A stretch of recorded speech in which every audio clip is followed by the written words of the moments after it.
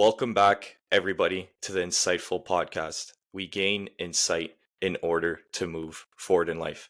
Today, we are joined by a special guest, Jason. Jason, how you doing today? How's it going, man? Good, good. So you guys know how we like to do these episodes. We kind of just jump straight into it. So, Jason, could you start off by kind of introducing yourself to the audience and explain like who you are and what you do? Okay, yeah, sure thing. So I'm Jason. I'm a full-time online coach, and I'm also a men's physique athlete, and that's something I've been coaching for just around 7 years now, and competing as an athlete for just around 5 years or so. So yeah, that's it's been my life. Nice. So, I guess where did the passion for like bodybuilding and competing and just working out in general like start for you? Like, where was that moment of where it happened? Ooh, I would say, I did grow up watching a lot of the old school guys on YouTube, like a lot. I guess you could say I was more of like a lonelier child. So that was, I think, bodybuilding being like more of a lonely sport, it was something I naturally gravitated towards. And I was obviously training like on and off during the time of like when I was in school and things like that. And then once I finished college, that's when I would get a bit more.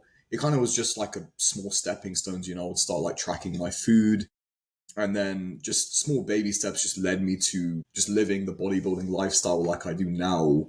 And it was actually during the lockdown period I was watching a documentary, Generation Iron 2, and then I thought, oh, I might as well just try to compete in one show. I was around 20 years old at the time. And yeah, I really just loved the experience. It was just, I felt like I found something that was almost like my element. So I was quite fortunate in that sense to find something like that so young. And yeah, it was a pretty good result. My first prep, when I prepped for my first show, was a prep I would never forget. It was very special to me, even to this day. What made that first prep so special? Is just because it was your first time, or was there like other aspects of it that made it special? Well, the thing is, going into that prep, it was morely just a more of a childlike mindset I had where I wanted to do this because I thought it would be cool.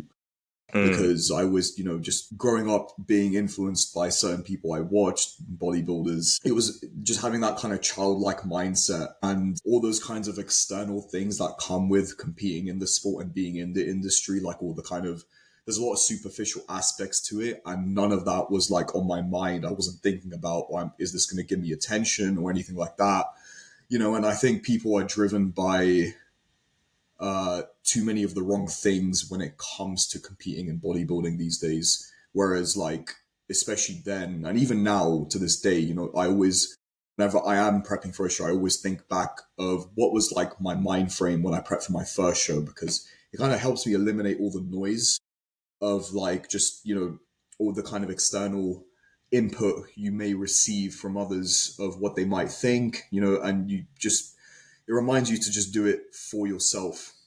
yeah. So you think it's important to kind of keep that mindset because maybe like in the sport of bodybuilding or even in a different sport, like a lot of people start it because they love it and they're passionate about it. But you're right. Like as you compete, as you get better at it, you have all these external pressures and stresses that you didn't once have when you first started.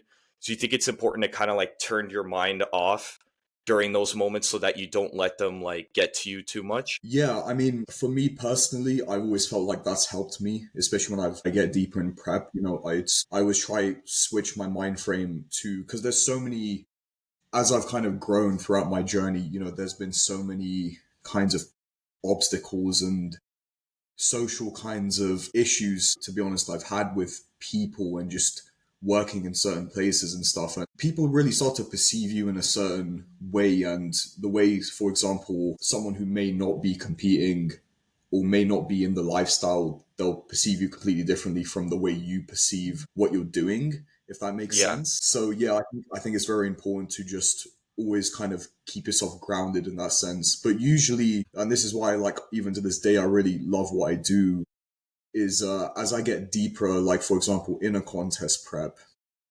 especially, the thing is, no one's really there in those moments where, like, you're strict dieting, you may be lacking on sleep. It's only you with yourself, and whatever kind of external praise like people might give you, or whatever people might be saying, whatever kind of input they might be giving you, it's not going to make a difference of whether it's really for you, if that makes sense. So like those things that people might say good or bad doesn't really affect you because you understand that it's like just you at the end of the day. Yeah, yeah. I mean, like, if I was to refer back to my personal experience, there have definitely been moments where things have kind of thrown me off course of like my goals and what I've kind of wanted to do with the sport and other aspects of my life. But I believe if something's like meant for you, it'll come to you naturally, and there's not no one can really do anything to stop that from happening. Yeah, it's almost like fate in a sense, right? Like there could be a bunch of people trying to like deter you from the thing that you want to do, but it's kind of like you're saying if it's meant for you, like no matter what, it's going to end up being there. Yeah, yeah, 100%. I think it's just I think finding a greater sense of purpose within what you're doing, which is going to allow you to just block out everything else. And that's if you have like a stronger sense of purpose within yourself of what you're doing,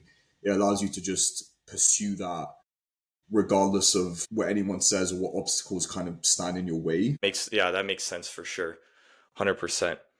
For my next question, like since you've done many shows and you've gone through it and a lot of preps, what do you think is like a big misconception when it comes to competing that people aren't aware of that might want to be getting into it right now? I mean, one thing I get a lot is people have this misconception that you're suffering and you're constantly going to suffer like on prep. And Mm, the whole process just to people that I think especially aren't that familiar with dieting, or dieting hasn't been a big aspect of their life. They view it as a form of suffering, whereas actually, it's quite enjoyable. And don't get me wrong, there obviously are moments in prep where you might feel a bit low. You will have to suffer, but what people don't realize is 9 times out of 10, if you see someone competing and you see someone like shredded or in that level of condition, they're doing it because they want to do it, and they're not like mm. thinking in their head, this is horrible, or whatever. So I think the biggest misconception is people can be, I think, very afraid to embrace some level of pain and suffering, whereas they don't kind of appreciate the level of growth that can come with that, and that's where essentially confidence is essentially built from doing hard things, right? And yeah, I think that's the biggest misconception because sometimes I'll even now when I'm like deep in prep in gym environments, people ask me like, "Oh, I don't know how you're doing this," and they view it as like something that's crazy, but it really isn't as deep as they perceive it from the visual aspect, if that makes sense. It's kind of like just a person almost like just doing a job, if that makes sense.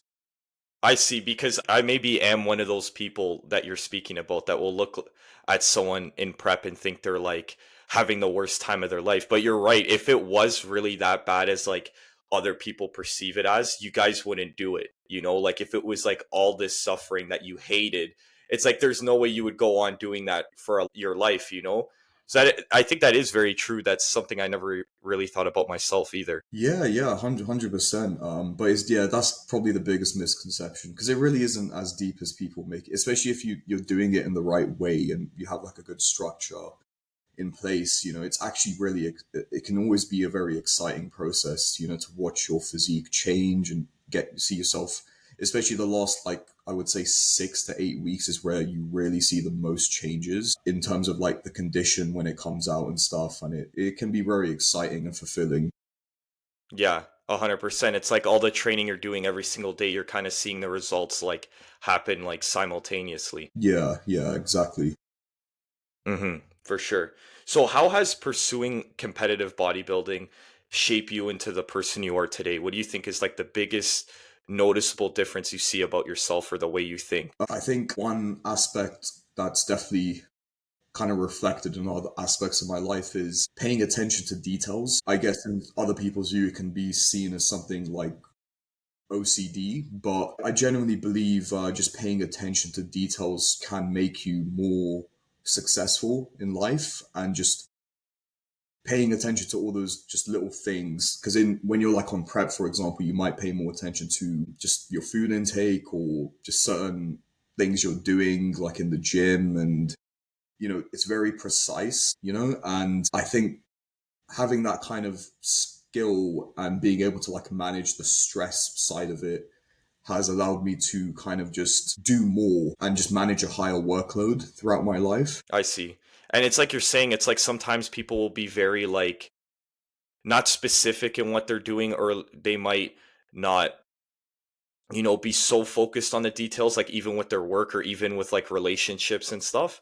So I get what you mean. It's like there's so much detail within competing that, like, if you're able to transfer those like little details that you focus on to other areas of your life where maybe something's not going the way you want it to, but then you start to realize maybe I haven't been focusing on the details of this thing, then you could kind of implement that as well into whatever it is that you're going on in your life. Yeah, yeah, for sure. And obviously there is obviously the discipline aspect, just training your mind to do something which you may not particularly want to do. Certain days where just being able to show up on the days where you don't feel like it, which always is a great like trait which can resonate in every other aspect. Let me ask you this, because since you like are kind of mentioning that you have the love for competing and prep, so maybe this doesn't really affect you that much, but how many days would you say in like a 12-week prep that you don't really want to do something? Like if you were to give like an estimate. What, like how many days I go through like a 12-week period of prep where I feel like I don't want to do this. To be honest Yeah. with you, to be honest, one transition I've made recently is that I'm self-coached now, and like if there's one uh, experience I had when I was working with coaches when I was competing before was it's even if you work with like a coach, it's hard, especially when you're on like doing something as regimented as a prep. No one's going to really know your body as well as you do. So the prep I've been on recently, I haven't actually had a single day where I felt like I don't want to do this, because just being able to be in control of managing my own fatigue, and I think one major learning curve I've gone through is just listening to your body more, because when you're going through like the nature of contest prep, there may be like a goal, like a certain weight goal you might want to reach the day before the stage, or you know there may be like certain kinds of statistics, like some kind of data tracking system of where you want to be, but there's always adjustments that need to be made throughout it depending on how your body responds.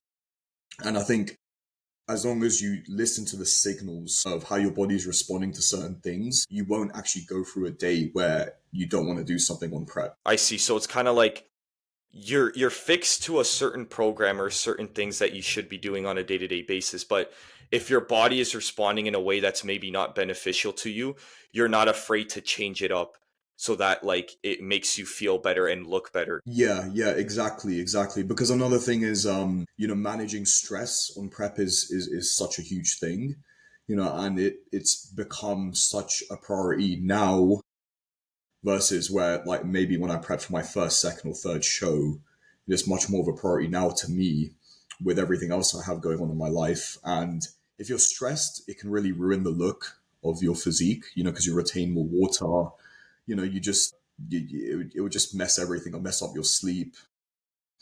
I think it's just about managing those variables, and I think just always understanding and remembering, even being a coach from a coach's perspective, that if I was coaching an athlete, like you're dealing with a human being, and I think a lot of coaches, experiences I've had in the past, they forget that. And there's a big side of the industry, I think, where it's very business orientated, and they forget they're dealing with human beings, even when they're coaching athletes. And that's one thing I do differently with my clients. Like it's always, you have to remember, like there's never like a one size that fits all.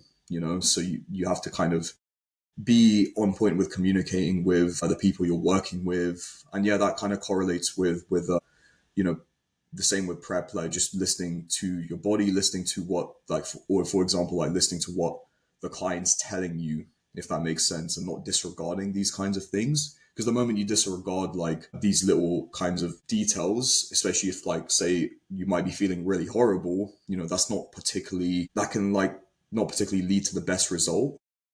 Yeah.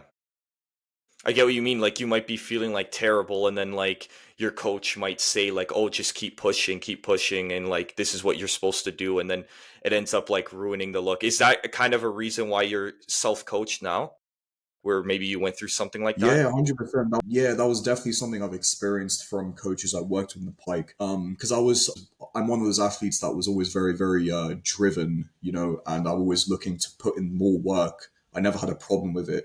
I never had a problem with if I had to diet down harder, if I had to do more cardio, if I had to do more training. I never had an issue with it. Like what I kind of needed back then was probably someone to tell me like, oh, just push back, just hold back, just take it easy. And what I constantly got drilled in my ear by coaches I worked with was you need to do more. You're not lean enough. You're not this enough. You're just not good enough.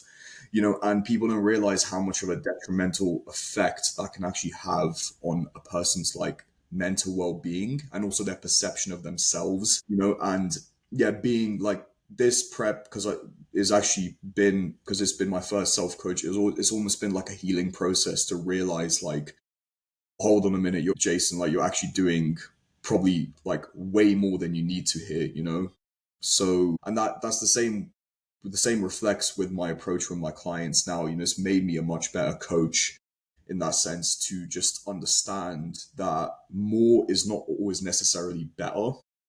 Well, yeah, that's I feel like that's something you should be proud of in a sense, right? Because you might have had a negative experience with a coach you had because of the way they were doing things. But now that's like as much as that was bad, you learned from it and now you know how to apply it like a completely different approach with the clients you have. And that if anything is just gonna make their preps or their physique changes, whatever that might be, way better just because you had to kind of go through that shitty thing. Yeah, yeah, 100%. I think one aspect of coaching which people miss out on a lot is just the way you speak to people.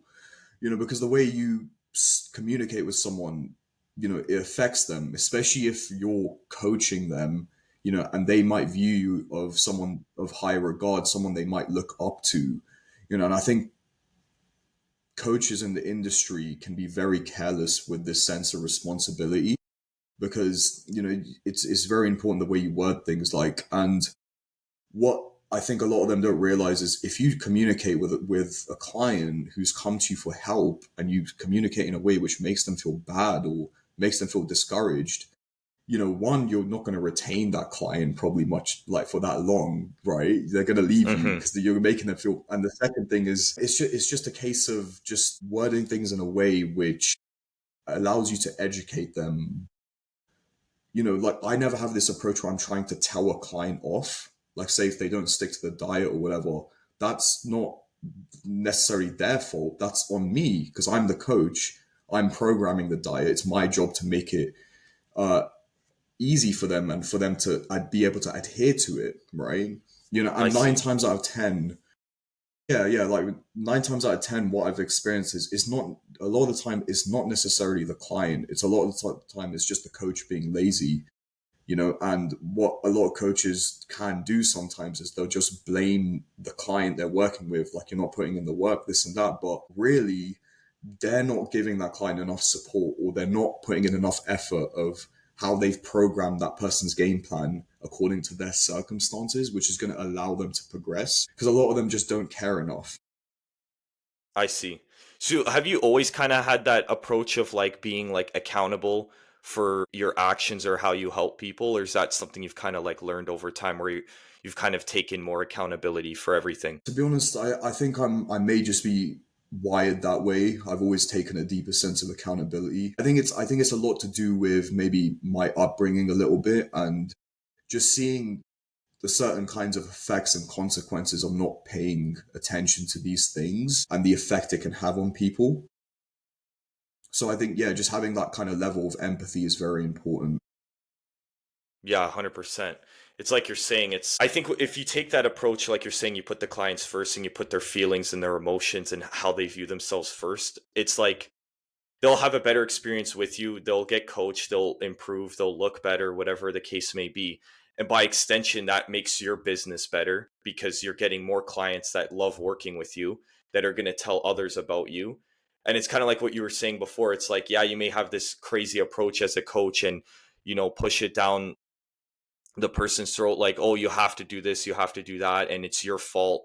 But then it's like, yeah, you may have that client for a couple months, but then they leave you, and then they'll never go back, right? And you don't retain that long-term relationship. Do you always kind of try to view a new client as someone you want to build a long-term relationship with? Well, essentially, yeah, I do like to work with my clients for like a minimum of at least like 6 months or so, because it's say if I get have like a consultation call with someone, it's important that when it comes to it's like a journey, right? And it's important for the client to kind of acknowledge that this is like a journey they're going on to not just improve the way they look, but it's to elevate their life and their lifestyle and their quality of life, which is going to reflect in every other aspect of their life. And I think it's just making them aware of how drastic of a change it's actually going to be. Like it's a life changing kind of investment to, invest in the right coach, if that makes sense. So yeah, yeah, I think, and the thing is, it just given my expertise, I do prefer to work with my clients for a set amount of time, just so I can provide the most value and just utilize my expertise as much as possible. I see. Yeah, because that's not something you can do over a month, right? Like it's a longer process than that. Yeah, yeah, 100%. And like sometimes I'll get messages in the DMs, like quite frequently. Sometimes guys will be like to me, "Oh, I want to be in the shape you're in." And like I find it a little bit draining because it's like it's taken me a lot of years, and Yeah, this is the thing about like social media. They'll kind of look at someone of how they are in that present moment because it just looks like they've been like that their whole life, and there was no yeah. kind of journey. And they just think these kinds of results or this kind of result can be kind of just achieved with a click of a finger, where there's a lot of work which goes into which people just don't see. Yeah, and it's the whole concept of like why social media can be a bad thing. It's an amazing thing, but it can be a bad thing is the idea of like comparing yourself to other people. Because like even if someone, let's say, trained for 15 years and they still might not look like you because of genetics and because of all these other factors, right? So to like look at someone and be like, I want to look exactly like you or have the same strength as you or whatever the case may be, it's like it's not realistic, you know? Yeah, yeah, 100%, 100%. And I think it's just important to find the strong points of what every person has strong points and weak points, and I think Hmm. it's about we're just recognizing each individual's like strong points and what they might be good at and what they might not necessarily be that great at, which is fine, because everyone's good at something, right? They just need to find out what exactly that is. What would you say, I guess, is the most fulfilling part about the work you do? I would say it's the impact that you can have on people, like showing people what actually is possible. What do you mean by that question? Like, for example, like you give people diets, you probably help people with their training, whatever the case may be. Is like, for example, the most fulfilling part about the whole journey, like, is when they get to a physique that they maybe when they approached you in the beginning they didn't even believe was possible. Yeah, 100%, 100. That is definitely fulfilling. Seeing like the transition in a client, for example, just obviously progressing throughout the plan and learning more, but also just realizing where their potential really lies and stuff. And it's really fulfilling seeing my clients progress. To be honest, like in not just physique wise, but just mentally and energy wise as well. Like that's one of the first things I noticed when people join my program is that like the first 1 to 2 weeks they're just more energetic, because once the nutrition's dialed in, they feel more. They just like because they're digesting the foods properly and they're on like a proper plan where the absorption of nutrients is more efficient. Like you really see a massive shift, and it makes me like so much more motivated to like consistently communicate with them and speak to them. It's almost like just having, and it's like we just having that kind of community where you bounce off each other's energy, and it Yeah, motivates me as a coach as well, in terms of like what I'm doing and everything. exactly. Yeah, it's just like a good environment to be in where you're kind of like surrounded by a bunch of people that are trying to improve themselves. Yeah, yeah, yeah, exactly, exactly. It makes a massive difference just being in that, yeah, being in that environment where you're surrounded by like-minded people, and it can really make a massive difference. Hmm. would you say that like the younger Jason would think that you would be in the position you are in today in terms of what you're doing and I guess how you're going about living your life? I mean, like, what is that the younger one where, okay, to be honest, that's a tough question. I would say I wouldn't think, like, I never had the tendency to think that far ahead when I was all those years, like, younger. So it's like, for example, when I was prepping my first show, I never had that tendency to think that far ahead.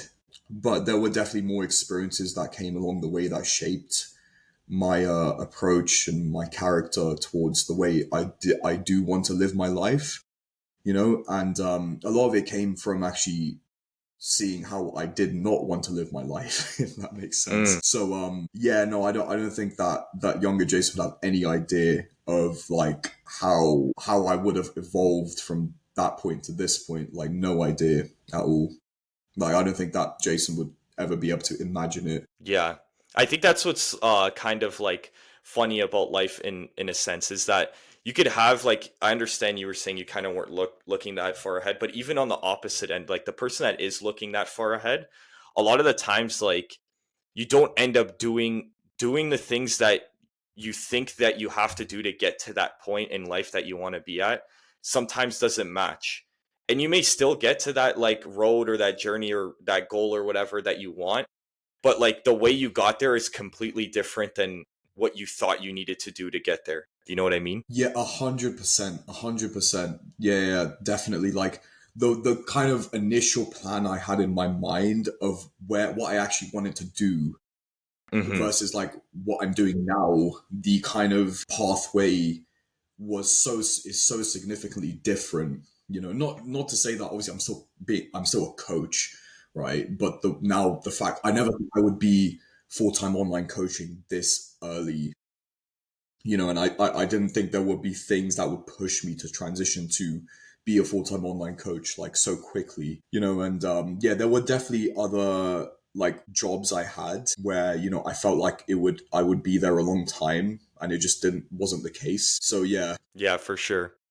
What are you most proud of, I guess, in this whole journey that you've been on through bodybuilding, through I guess your life overall, that you feel the most accomplished of? That's also a tough one. I would say it's that's a tough question for me because I one thing about myself, and I have noticed this with a few other people that might feel like might have achieved quite a bit. I never view my achievements as that significant as maybe other people would. To me, it's Mm, like just almost like a normal day in the life.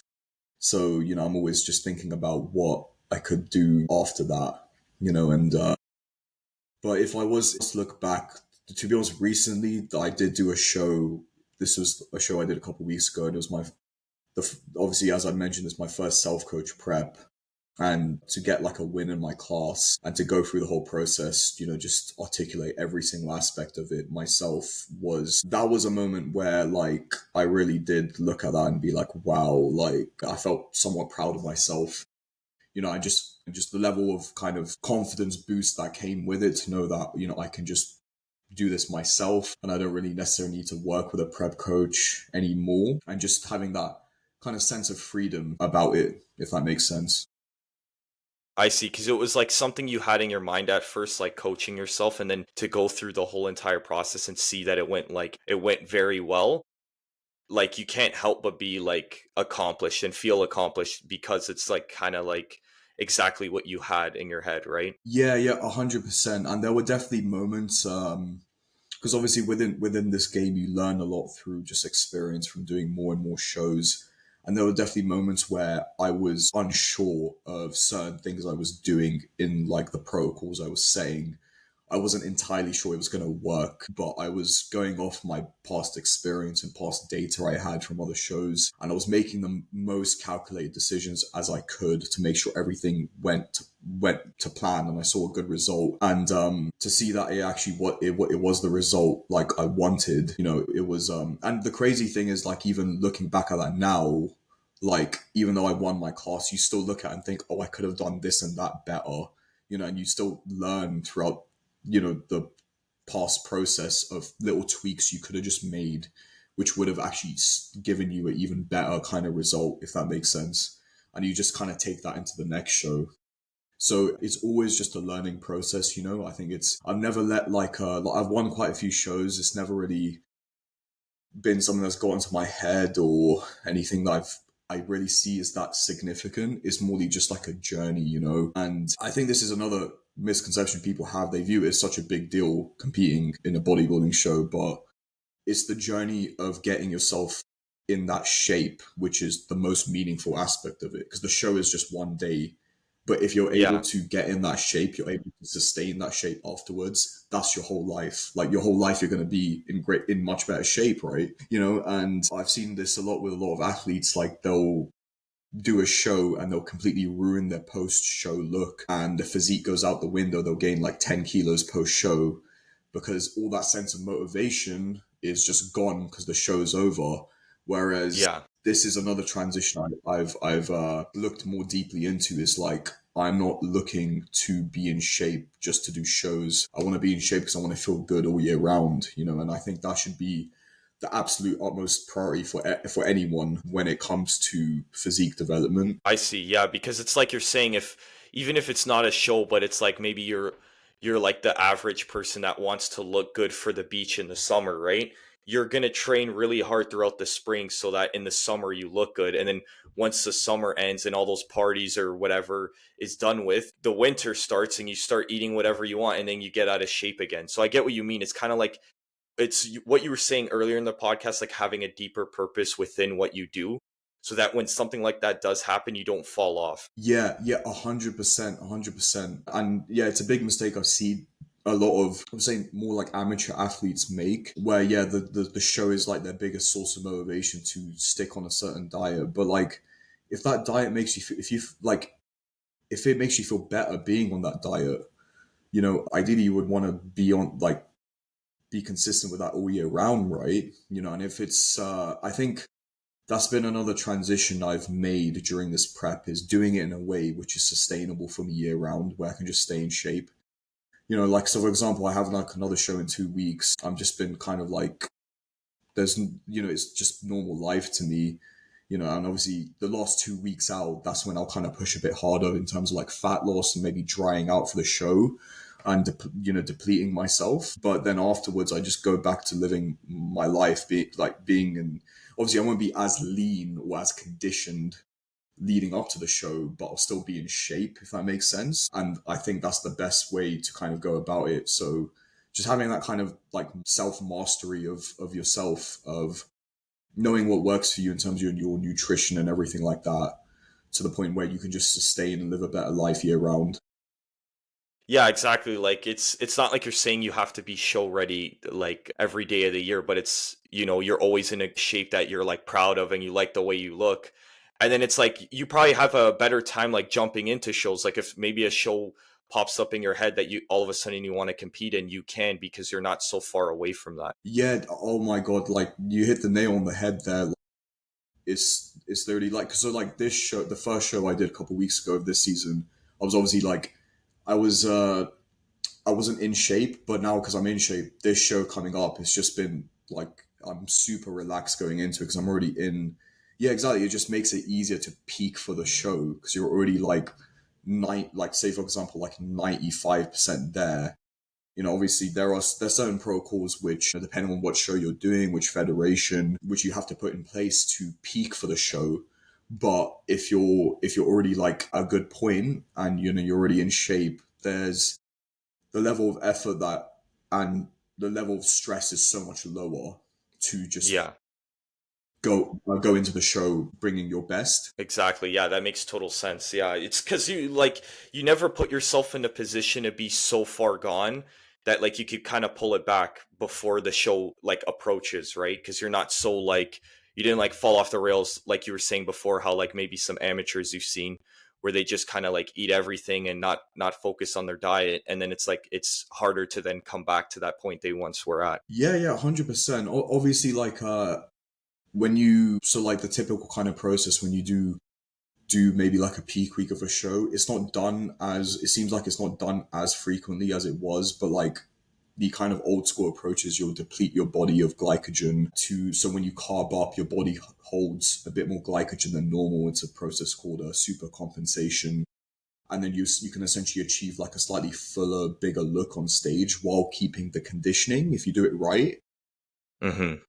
And then obviously you are going to feel hungry after the show. You have to eat after the show, but it's really just a case of, just say if you spend like 1-2 days after the show just eating, just allowing yourself to like binge a little bit and just get out your system. I think a big mistake people can make is they'll spend the next 10 days just binging, and you're obviously going to Yeah. like ruin your shape from doing that. But if you're able to just, for example, have like a good few like cheat meals or treat meals after the show, and then you're able to get back on a diet which you enjoy and which is sustainable, then you'll just Yeah. kind of like you just drop off like whatever kind of excess glycogen or water weight you gained, you know?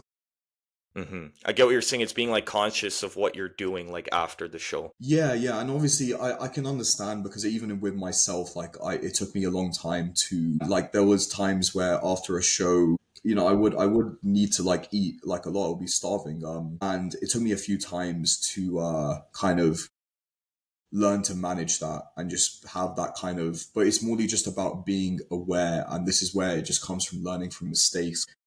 If you've gone through that mistake of where post show you kind of ruined your look, or you've reverse dieted too quickly and you've lost like the condition, you lost how you look completely, whereas you could have utilized that point to further improve your physique. You know like the kind of pain that comes with it, whereas like so it's like you don't want to go through that again, you want to do it the right way. So yeah, it's all like a learning process, and I think another thing is just not beating yourself up over it, Exactly. Yeah, like not getting too much in your head about it. Yeah, yeah, definitely. I mean, I would say, I suppose it just depends on, but this is the why I don't push any of my clients to compete in shows, because I don't, even despite me competing as an athlete, I love to compete and I love the lifestyle of bodybuilding.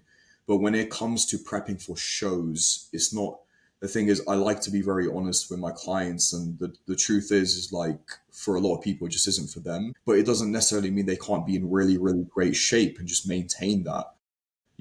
But like when you go into like the realm of competing, and if you're not really, I can understand if you want to do it as an experience, but if you're not really looking to pursue it as a career, I don't, in my personal opinion, I don't think it's worth wasting your time with it. Because the thing is, like, you're not really going to, the thing is, I'm aware of what competitors go through to place first, right? Because I've one of those people, like, the things that I've done in terms of like how much cardio and things. And it's like, if you're not willing to put in that much work, it's this, I just don't see the point. I get what you mean. Like you can't be half in it. Like you have to be fully in it to like pursue it fully. You Yeah. can't just like dip your toe into it. I get it. Yeah, yeah, 100%. I think that that's also a misconception I've seen in maybe the newer generation. Like, they think it's easy, they think it's something that you can just do. And but really, the thing that separates from the guy who comes first place to the guy who comes second or third is the guy who came first practiced his posing like 3 times a day.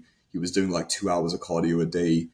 He was training abs like 4 times a week. He was doing all these little things, whereas like the guy who came third maybe only did like an hour of cardio a day, if that makes sense. And it's like, it's just that, from my personal experience, like, the guys who put in that much more work have 10 times more of a chance of winning the show.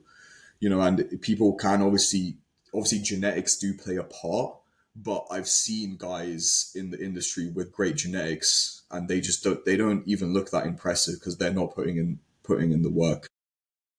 I get what you mean. It's like, are you willing to go that extra mile? And kind of like, if you can't tell yourself you're willing to go that extra mile, then there's no point of even, I guess, putting yourself through that. Yeah, yeah, 100%. I think one great example is Dorian Yates. In his like era of bodybuilding, he people wouldn't categorize him as the most genetically blessed, but he went up against some genetic freaks, and I believe he did really well against them. He brought like a huge level of mass and conditioning just because he trained harder in the gym. So I Yeah, think he's like a really great example of like just outworking others in order to get the win in this sport and achieve a better result. for sure. So, Jason, we've had a really good conversation when it comes to bodybuilding, mindset, all these things. We'll close it out now. But before you go, I do have a question that I ask every single guest. And it is a little bit off topic from what we've been speaking about, but it is, Jason, how do you want to be remembered? To be honest, I want to be remembered as someone who was had an impact. I want to be remembered as someone who potentially inspired people by my journey. That would be nice, and just had some kind of level of influence that allowed people to see or acknowledge a certain reality which maybe they didn't think of before. Very well I want to said. be remembered as someone who yeah, like gave out a message which had an impact on people. Yeah, 100%. I think you're already doing that, and it's only kind of just the beginning. Do you kind of view it like that, where you're kind of just getting started? Yeah, I mean, it's this is a funny thing I say that, but and then yeah, like I do get that kind of response from people sometimes, but I suppose because it's not on like such a grand scale yet, I don't kind of it doesn't satisfy me enough, if that makes sense. But yeah, eventually I suppose it will satisfy me more as that impact grows. I kind of see what you're saying. I think like your mindset is like a double-edged sword, right? Because I think the reason why you are where you are today is because you believe that, like you were saying before, where the things you've done, you don't think they're that big of accomplishments compared to what you want to achieve. And I think that's why you're able to keep pushing yourself forward and not get complacent. But then there's also that other aspect where maybe you don't take that much time to be like proud of what you have done. You know what I mean? Yeah, definitely. It's a bit of both for sure. Yeah. 100%. But yeah, like over time that'll probably change. Hmm. I think maybe for some, I'm just probably just one of those people. But it's just going to take a little bit more for me to just finally sit down and be like, okay, this is like somewhat enough. If that makes sense. For sure. So, Jason, is there anything you kind of want to shout out before I close out the podcast? No, I feel like we covered quite a good range of topics. I was gonna ask, is this gonna be on a YouTube or Yeah, so this will be on my YouTube channel and it's going to be on Spotify to listen as a podcast as well. So, and there's going to be a bunch of clips too that I'll start editing after this and then I'll be releasing those slowly. sweet? Is that the clips gonna be on Instagram? Yeah, the clips will be on Instagram, TikTok, and YouTube shorts as well. Yeah, that's awesome, man. I look forward to look at that big time. For sure. Before you leave, Jason, once I'm done recording, if you could stay a bit, I want to ask you a couple questions. But to everyone watching right now, thank you for making it this far. Remember to like, comment, subscribe, follow us on Spotify, and I'll catch everybody on the next episode. Crush a cold to a diamond, eyes forever shining. Your beauty alone inspire a nigga to rhyming.